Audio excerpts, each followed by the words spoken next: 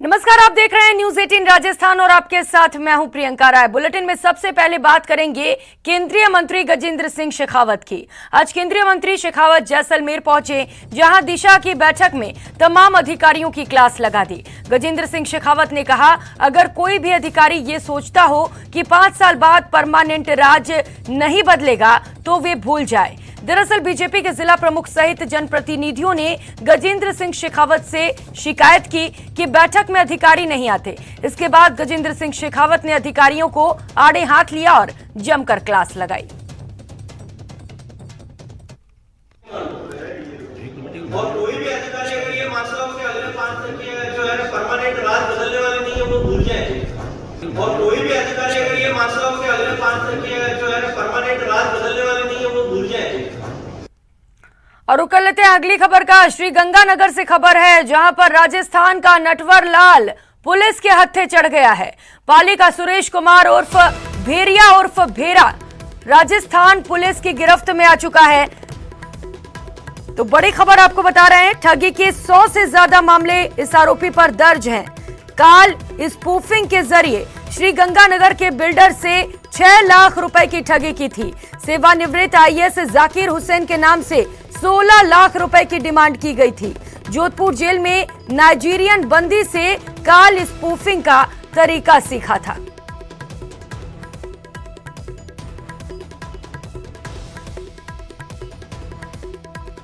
तो श्री गंगानगर से ये बड़ी खबर। उसके बाद हमने एक खुलासा किया तो हमें पता लगा कि सुरेश कुमार जो जिला पाली का निवासी है, उसने ये वारदात कारित की थी और अभी हम इसको अरेस्ट करके लाई है हमारी टीम। तो पता चला है कि इसके करीब 100 के करीब ऐसे मुकदमे हैं जो 2006 से लगातार हैं। कई बार ये जेल जा चुका, कुछ दिन पहले ही सूरत जेल से छूटा है और ये इस तरह का क्राइम करना इसकी मोडस ऑपरेंडी है। अभी इसे गिरफ्तार किया है, अब इसकी रिमांड लेकर के पैसों की बरामदगी और अन्य तफ्तीश सुनिश्चित की जाएगी। तो श्री गंगानगर से ये बड़ी खबर आपको बता रहे हैं, राजस्थान का नटवर लाल पुलिस के गिरफ्त में आ चुका है। पाली का सुरेश कुमार उर्फ भेरिया उर्फ भेरा गिरफ्तार हो चुका है। और अब बात करेंगे दौसा की। दौसा में पानी की समस्या के लिए आज सांसद किरोड़ी मीणा के नेतृत्व में महिलाओं ने रेलवे स्टेशन पर रेलवे ट्रैक जाम कर मटका फोड़ आंदोलन किया, जिसके बाद प्रभारी मंत्री विश्वेंद्र सिंह ने सांसद किरोड़ी मीणा के साथ समस्या को लेकर वार्ता की। वार्ता में डीएम और जलदाय विभाग के अफसर भी मौजूद रहे। वार्ता में विश्वेंद्र सिंह ने पानी की समस्या का 7 दिन में समाधान का भरोसा दिया है। प्रिंट मीडिया पे चला, इलेक्ट्रॉनिक मीडिया पे चला है और इसके बाद भी सरकार और प्रशासन के जू तक नहीं रेंग रही है। जब प्यासी मर जाएगी और तड़प तड़प के मर जाएगी तब उनका ध्यान आकर्षित होगा। आज ये मटके फोड़ करके ये प्रयास किया गया है कि इसकी आवाज शायद सरकार को सुनाई दे और दौसा की जनता जो प्यासी मर रही है उस समस्या का समाधान हो। इसके लिए ये इतना जन सैलाब उमड़ा है। उनका ये मिला है कि तो 20 सालपुर के पानी की अवेलेबिलिटी बताएंगे, टैंकर बढ़ाएंगे, 5 ट्यूबवेल की जगह 10 कर डाली और थोड़ा जो वो है मैनेजमेंट उसको सुधारेंगे। अभी तो तुरंत यही हो सकता है और 7 दिन बाद फिर मंत्री जी को ले आएंगे। मंत्री जी से हमारी बड़ी अच्छी मित्रता है, हमारे पड़ोसी हैं, तो ले आएंगे। मंत्री जी भी ने कह दिया, अब या तो सीधे मानते हैं, नहीं बाद में तो मंत्री जी को आप जानते हैं वो सख्ती से डील करेंगे। निवेदन करूँगा जिला कलेक्टर महोदय से कि वो एक मीटिंग रखें केवल पेयजल के ऊपर, क्योंकि मई जून में दिक्कत आने वाली है। मैं आपसे अभी से कह रहा हूँ, इसमें किसी से छुपाने कोई बात नहीं है। चाहे मेरा जिला हो, चाहे मेरा प्रभार का जिला हो, सब जगह दिक्कत आने वाली है गर्मी में। आप देख रहे हैं जो तापमान बढ़ रहा है। लेकिन मैं इस मामले में बहुत सीरियस हूँ और अगर किसी अधिकारी ने कहीं कोताही बरती तो विभागीय कार्रवाई होगी, किसी विभाग का हो। दौसा कोई अकेला जिला नहीं जो पानी की समस्या से जूझ रहा है। भरतपुर में लोग पानी की समस्या का सामना कर रहे हैं। पानी की उचित सप्लाई नहीं होने से लोगों को पेयजल के लिए टैंकर मंगवाने पड़ रहे हैं। इतना ही नहीं, छोटे छोटे बच्चे स्कूल जाने की बजाय सुबह से ही पानी लाने की व्यवस्था में लग जाते हैं। छोटे छोटे बच्चों को 1 से 2 किलोमीटर दूर जाकर पीने के लिए पानी की व्यवस्था करनी पड़ती है, जबकि जलदाय विभाग पानी की आपूर्ति को लेकर बड़े बड़े दावे करता है। जब लोग अपनी शिकायत लेकर जाते हैं तो अधिकारी आश्वासन की घुट्टी पिलाकर लौटा देते हैं। सुबह उठते जल्दी पानी का नाम ही कुछ नहीं है। 2-2 घंटे इंतजार करते, कोई नल नहीं आता। सुबह हम बिना नहाए धोए स्कूल जाते हैं। बिना पानी पिए प्यासे रहता है पूरे दिन। हमें 1-2 किलोमीटर दूर जाना पड़ता है पानी भरने। यहाँ पे एक टंकी है, उसका भी कनेक्शन हमारे घरों तक नहीं है। हम पानी से बहुत ज़्यादा परेशान हैं। हम स्कूल भी नहीं जा पा रहे। सुबह हमें फ्रेश होना, ब्रश करना, नहाना कुछ नहीं हो पा रहा है। और हम सुबह बॉटल भी नहीं ले जाते अपने घर, हमारे स्कूल में। जब हम स्कूल जाते हम अपनी बॉटल नहीं लाते, हमें स्कूल में ही पानी भरना पड़ता है अपनी बॉटल में। और हम अच्छे से नहा धो भी नहीं पाते। बड़ी पानी की है, पीने के लिए पानी नहीं है, पानी के लिए तबाह हो रहे हैं। टैंकर आते हैं, जब बड़ी मुश्किल से पानी मिलता है वो भी पानी सही नहीं होता है, इसलिए परेशानी है। टंकी पास में है फिर भी पानी नहीं है, सरकारी टंकी है और फिर भी पानी नहीं आ रहा है। पानी की वजह से मॉर्निंग सेशन में इतना प्रॉब्लम हो रहा है, कभी 4 बजे थोड़ा सा आएगा फिर उसके बाद बंद हो जाएगा। वेट करते रहो 4 बजे उठ करके कि पानी आएगा लेकिन पानी नहीं आता है। वहीं प्रदेश में कांग्रेस और बीजेपी में जुबानी जंग तेज होती जा रही है। सीएम के आरएसएस पर दिए गए बयान पर अब उदयपुर में नेता प्रतिपक्ष गुलाब चंद कटारिया ने पलटवार किया है। आपको बता दें कि सीएम ने आरएसएस को बीजेपी में मिलाकर राजनीतिक पार्टी बनाने की बात कही थी, जिसके बाद से बीजेपी में इसे लेकर बयानों का दौर जारी है और काफी नाराजगी जताई जा रही है। इसी कड़ी में आज गुलाब चंद कटारिया ने पलटवार करते हुए कहा, कांग्रेस की 3 पीढ़ियां यही कहते कहते थक गई। साथ ही कटारिया ने कहा कि की भाषा के प्रयोग के कारण ही कांग्रेस की स्थिति खराब हुई है। राजस्थान के मुख्यमंत्री जी ने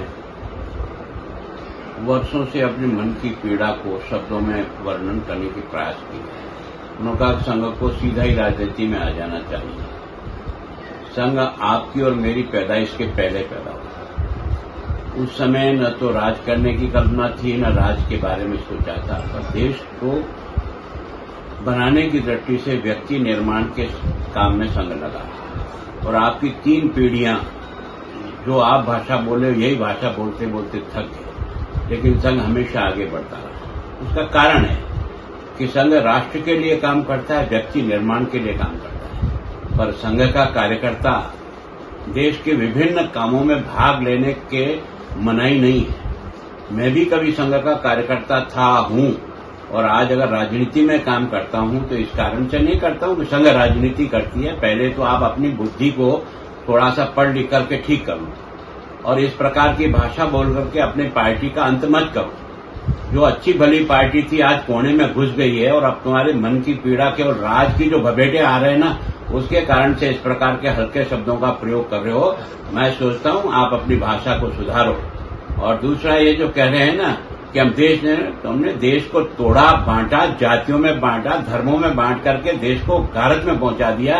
अगर पहले दिन सही कदम पड़ते और पटेल की सोच के अनुसार देश चलता तो आज हिंदुस्तान कई गुना दुनिया में सबसे आगे होता। उसका दुख तो तुम्हें है नहीं।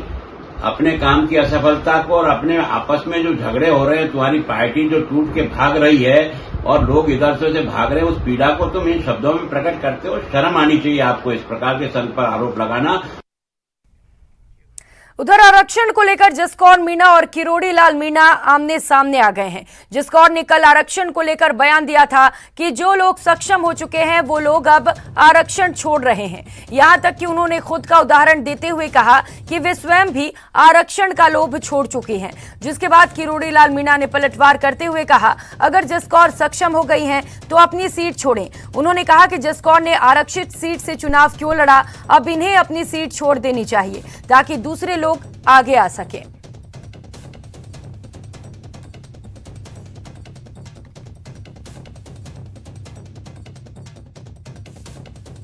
ना कॉलेज पढ़ी ना स्कूल पढ़ी, हम तो यूं ही गुड़कते गुड़कते, वो कहते हैं ना कि नदी में गिर जाता है बेडोल पत्थर, पानी के थप्पड़ों से गोल होता है, हम वो हैं। लेकिन अब जब मैं बन गई तो मैंने अपने बच्चों का आरक्षण बिल्कुल छोड़ा, मेरी बेटियों का आरक्षण छोड़ा। अब वो कुछ भी कहते हैं, उनका वक्तव्य है, लेकिन अभी वो सक्षम नहीं हुए। अभी उनको और आवश्यकता है। ऐसे बयान नहीं देना चाहिए, इनका कोई तुक नहीं है ऐसे बयानों की। मैं छोड़ रही हूँ तो सांसद से इस्तीफा दे देना। अभी छोड़ रही है तो उपचुनाव हो जाएगा, दूसरे को मौका मिल जाएगा। अब खबर जयपुर से। यहां केंद्रीय मंत्री गिरिराज सिंह ने आज पंचायती राज ग्रामीण विकास की समीक्षा बैठक ली। बैठक में मंत्री ने राजस्थान के अधिकारियों को योजनाओं को धरातल पर लाने के सख्त निर्देश दिए। केंद्रीय मंत्री ने बंजर भूमि को उपजाऊ बनाने, अमृत तालाब योजना और फार्म पॉन्ड जैसी योजनाओं की प्रगति पर असंतोष जताया है। केंद्रीय मंत्री ने कहा है कि केंद्र सरकार के पूरा सहयोग देने के बावजूद राज्य में योजनाओं की प्रगति बेहद चिंताजनक स्थिति में है। बंजर जमीन पर प्लांटेशन का कार्य राजस्थान में बेहद धीमी गति से चल रहा है।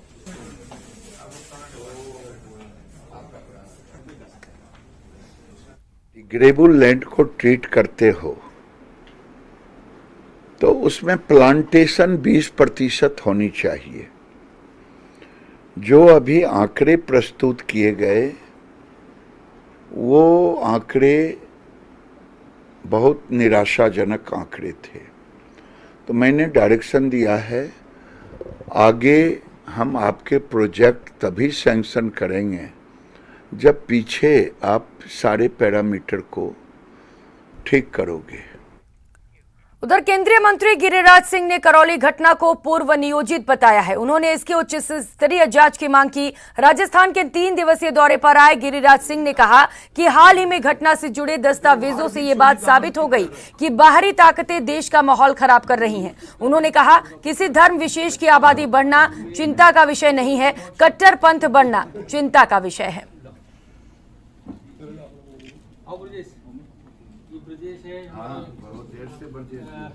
पार्टी का जिले का उपाध्यक्ष है। घटी वो दुखद घटना है, सामाजिक समरसता को तोड़ने वाली घटना है। इसका स्क्रिप्ट कहीं और लिखा जा रहा है, चाहे PFI लिखे, चाहे CFI लिखे, चाहे सिम्मी लिखे, क्योंकि करौली उसका सबसे बड़ा जीता जागता उदाहरण है। मध्य प्रदेश उदाहरण है कि मैं जब कहता हूं कि संजोग ये होता है कि झगड़े हो गए, ये संजोग हुआ किसी कारण से, और प्रयोग ये होता है कि आप छतों पर पूरी तैयारी रखे हो कि मैं हिंदुओं को मारूंगा। प्रयोग तब होता है जब मध्य प्रदेश में तलवार लेके निकलते हो और SP और लोगों पर प्रहार करते हो, उधर से गोली लगा देते हो, गोली चला देते हो, SP घायल हो जाता है। ये प्रयोग है। और अब बात कोटा की, जहां घर में घुसकर युवक की हत्या करने के मामले में पुलिस ने 2 आरोपियों को गिरफ्तार किया है। इस मामले में पुलिस ने धीरज उर्फ बिजली और अमन सिंह उर्फ बच्चा को पकड़ा है। दरअसल आरोपियों ने अपने साथियों के साथ मिलकर देर रात एक घर में घुसकर एक परिवार पर तलवार और चाकुओं से ताबड़तोड़ हमला किया था। हमले में एक युवक राकेश की मौत हो गई और 3 लोग घायल हो गए थे। पुलिस की पूछताछ में सामने आया कि वारदात के दिन मृतक राकेश और लक्की फेफड़ा के बीच झगड़ा हुआ था, जिसके बाद लक्की फेफड़ा ने अपने दोस्तों के साथ मिलकर राकेश पर जानलेवा हमला कर दिया। चाकू लगने से राकेश की मौत हो गई। फिलहाल पुलिस मामले की जांच कर रही है। आपको बता दें, हत्या का मुख्य आरोपी अभी फरार है।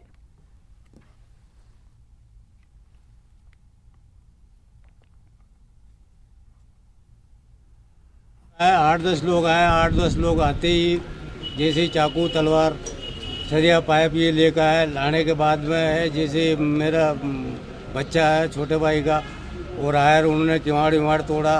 तोड़ने के बाद में अंदर घुसे। अंदर घुसने के बाद में जो इन्होंने चाकू से वार करा, किसी ने तलवार से वार करा, किसी ने सरिया से, किसी ने लठ से वार करा। इसके साथ साथ मेरे बच्चे के भी तलवार की लगी। हम 4-5 आदमी नामजद दिए हैं, 4-5 हमने बताने का 8-10 आदमी ने हमला किया है घर पे जाके। इसके 2 साइड में, लेफ्ट साइड में 2 चाकू लगे पेट में, डेथ हुई। तो क्या हमला करने वाली शराब के काम करते थे क्या? हमला करने वाली शराब का काम करते थे क्या? काम तो अलग अलग करते, सभी को शराब करते हैं। और खबर डूंगरपुर से, जहां एक विवाहिता ने अपने पीहर में फांसी लगाकर आत्महत्या कर ली।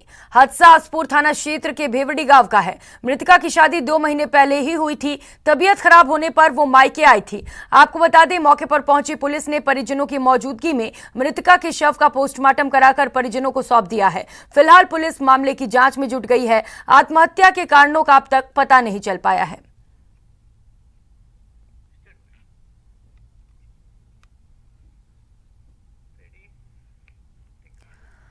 और अब खबर हनुमानगढ़ से। ईस्टर्न राजस्थान कैनाल प्रोजेक्ट को लेकर प्रदेश में सियासत थमने का नाम नहीं ले रही। ऐसे में इस प्रोजेक्ट को तैयार करने वाले राज्य सरकार में पूर्व जल संसाधन मंत्री डॉक्टर राम प्रताप ने भी अपना पक्ष रखा।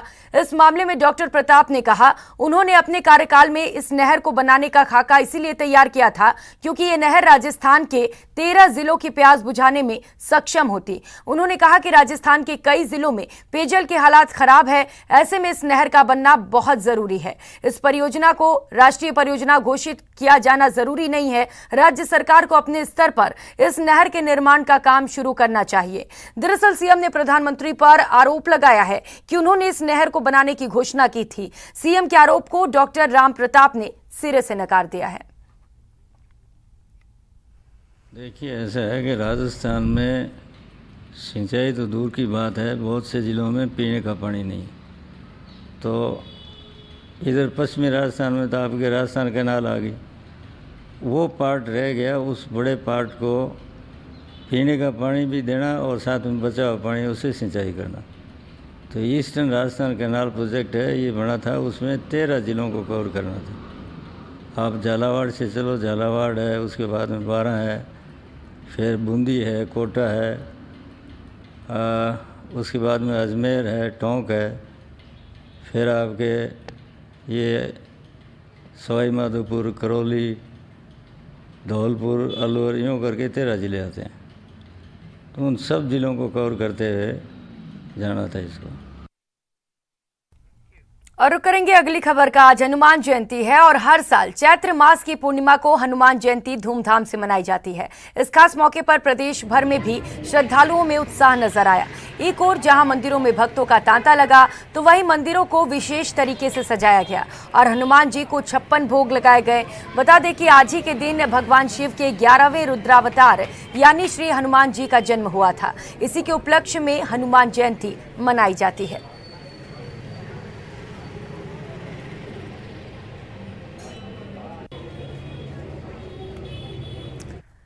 तो आज पूरे प्रदेश में हनुमान जन्मोत्सव धूमधाम से मनाया जा रहा है। इस मौके पर प्रदेश दिव्यस्थान विभाग ने सुंदरकांड के पाठ का आयोजन किया है और 550 मंदिरों में सुंदरकांड के पाठ का आयोजन किया गया। जयपुर के हवा महल के श्री रामचंद्र जी मंदिर में सुंदरकांड पाठ हुआ, जिसमें देवस्थान मंत्री शकुंतला रावत भी शामिल हुई। उन्होंने प्रदेशवासियों के खुशहाली की कामना की और प्रदेश में जन सेवा के कामों के लिए सीएम गहलोत का आभार जताया।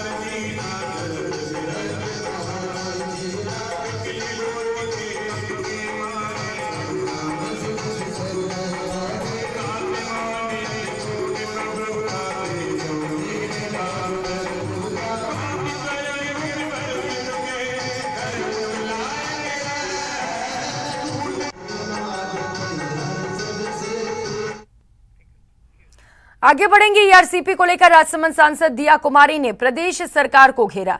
ईआरसीपी के मुद्दे पर सांसद दिया कुमारी ने कहा, गजेंद्र सिंह शेखावत इस मुद्दे को लेकर गंभीर हैं, लेकिन प्रदेश सरकार सिर्फ मामले में बयानबाजी कर रही है। उन्हें जमीनी और आधिकारिक स्तर पर कार्य कर इस योजना को आगे बढ़ाना चाहिए।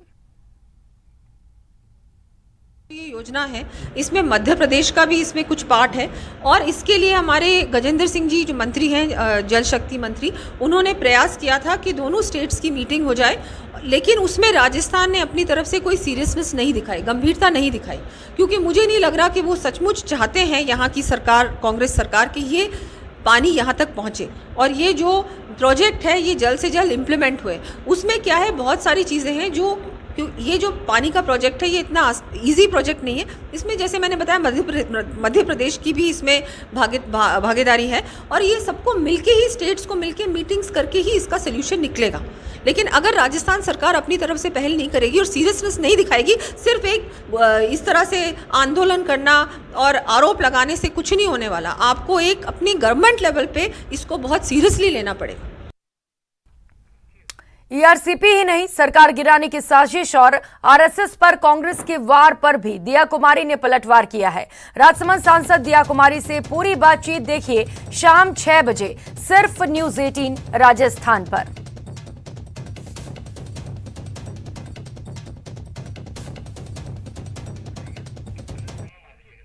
हिंसा सहो और चुप रहो। आज रात 8:56 पर ये देश है हमारा में देखिए दंगे के खिलाफ बुलडोजर ब्रह्मास्त्र।